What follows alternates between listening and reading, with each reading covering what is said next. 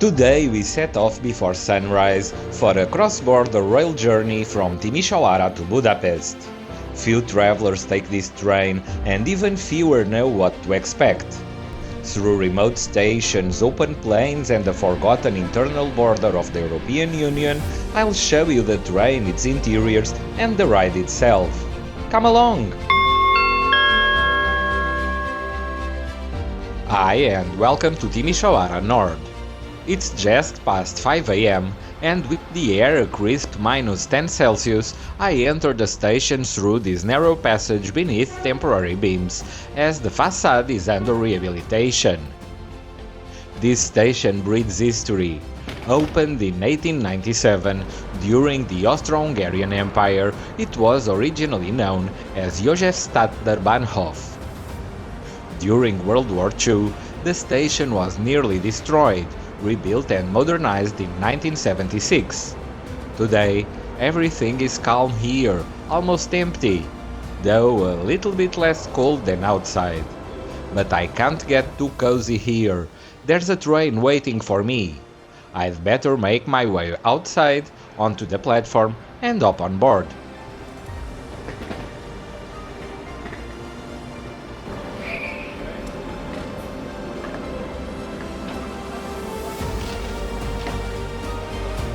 On board now, and this morning's train is modest.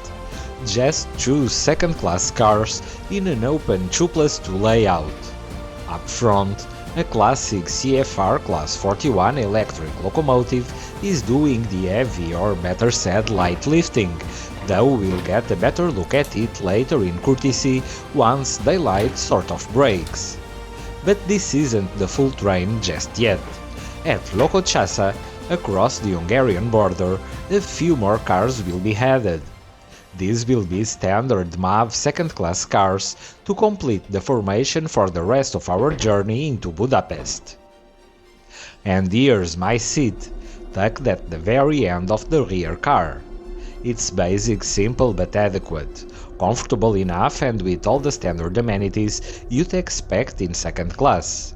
Keep in mind, this train is entirely second class. There's no first class and no cafeteria on board. With me and few others on board, we pull out of Timișoara Nord into the pitch-black stillness of today's chilly winter morning. Romanian stations are usually dimly lit, a trait shared with many across Central and Eastern Europe. And as usual upon departure, today's trip map.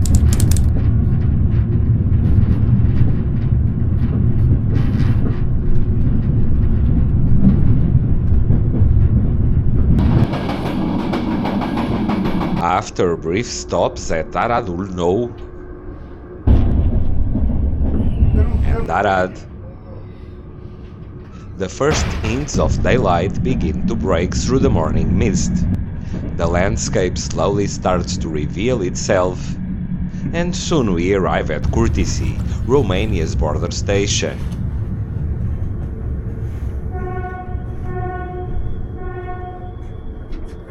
Here there's a change of locomotives. The Romanian Class 41 detaches and vanishes into the dawn.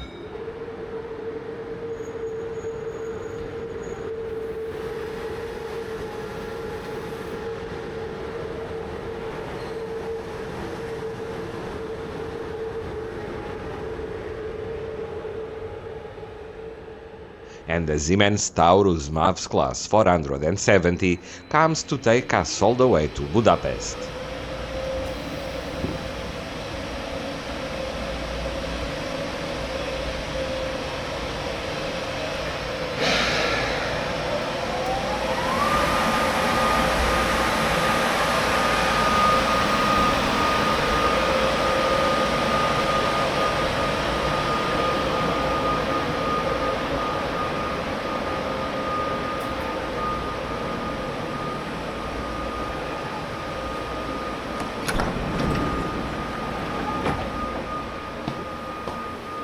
I board once more for the next hop to Lokoshaza, the Hungarian border station.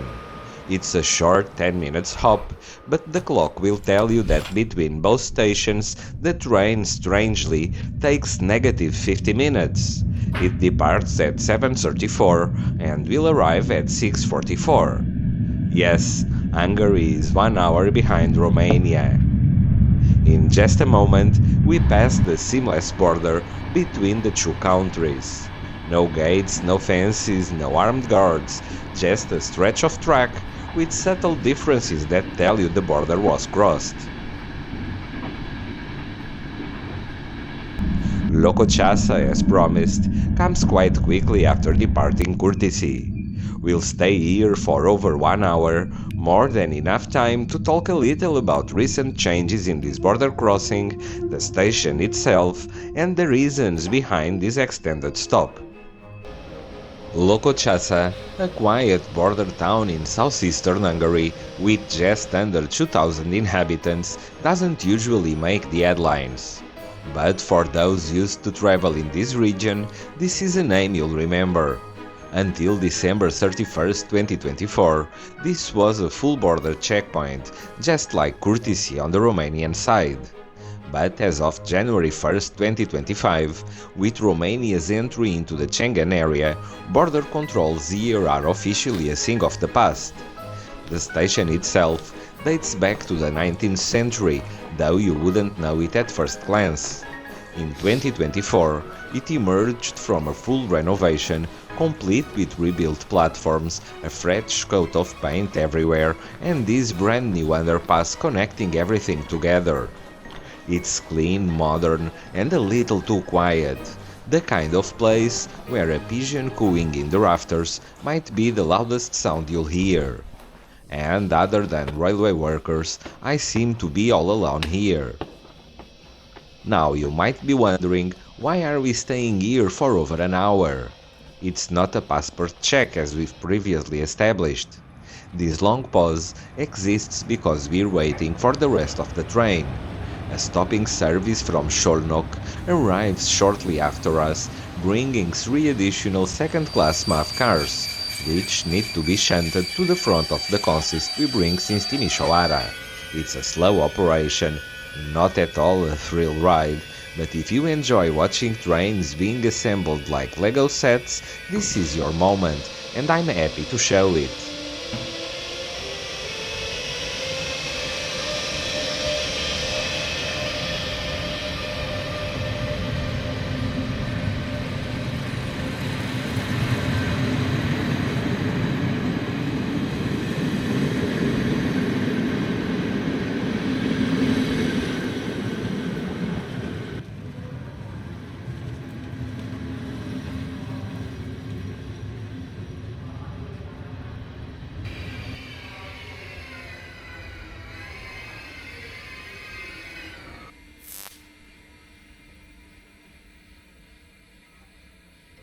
Once everything's in place, I climb aboard the front car to take a quick look.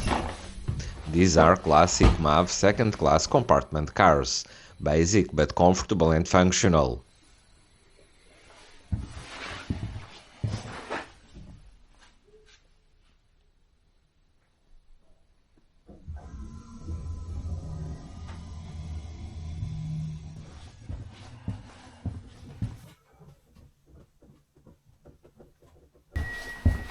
After a quick look around, I head back through the train to return to my original seat.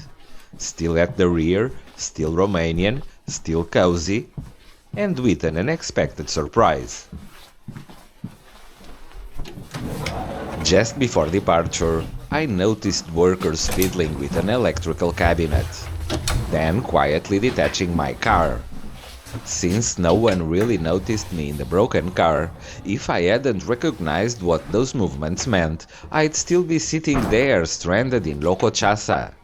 So I did what any mildly alarmed traveler would do, grabbed my things and walked to the other Romanian car.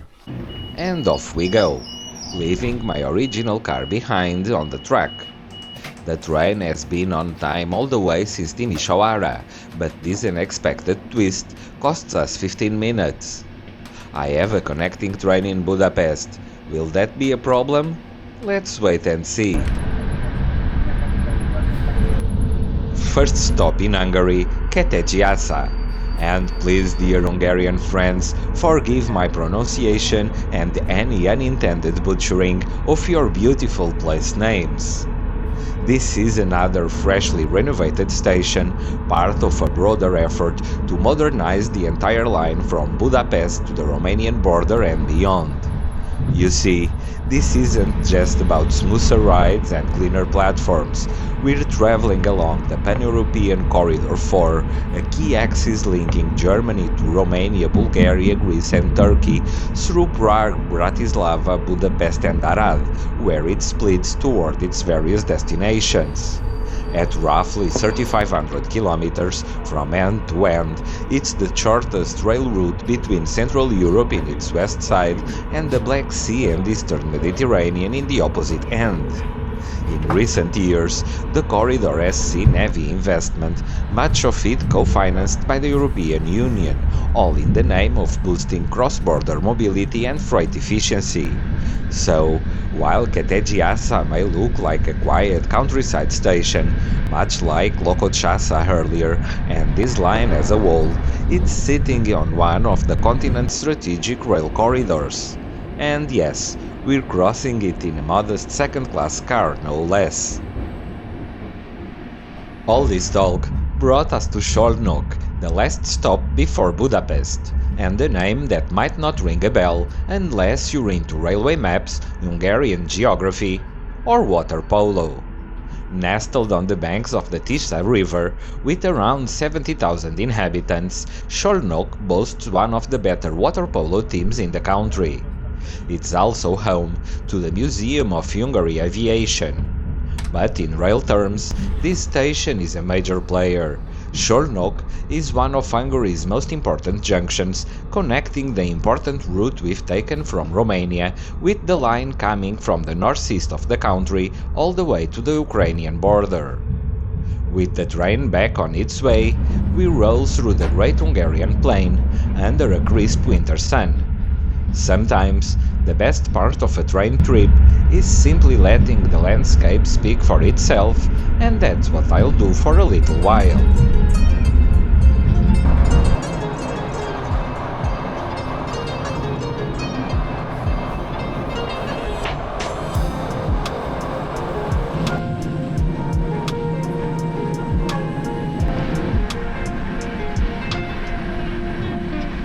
Passing Kobania is a clear sign that we're closing in on Budapest.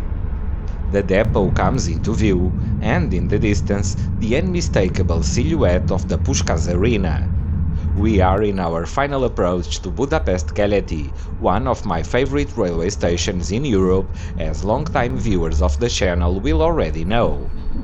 Budapest is a place where East meets West, literally and architecturally, with grand facades, a sense of movement, and that slightly chaotic charm only certain cities can offer. Keleti is a reflection of all that, and for me, it's always a pleasure to arrive here. And on time for my connection to Vienna. What are my thoughts of today's journey? This was a pleasant trip. A cold but sunny winter day across borders and landscapes. The second-class car is basic but fine for the journey. Sure, a minibar or snack cart would have been nice, but given how few passengers use this service, it's easy to understand why one doesn't exist.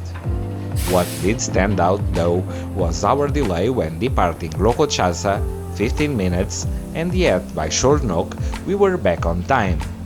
That's the magic of the buffer.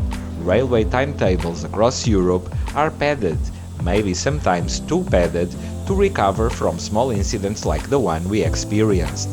A small mystery of punctuality quietly solved along the way.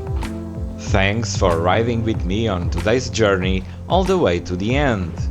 If you enjoyed the trip, don't forget to like, subscribe, share and drop a comment below. It really helps the channel grow and keeps these rail adventures rolling, always with a bit of history and technology. Thanks for coming along, and I'll see you next week.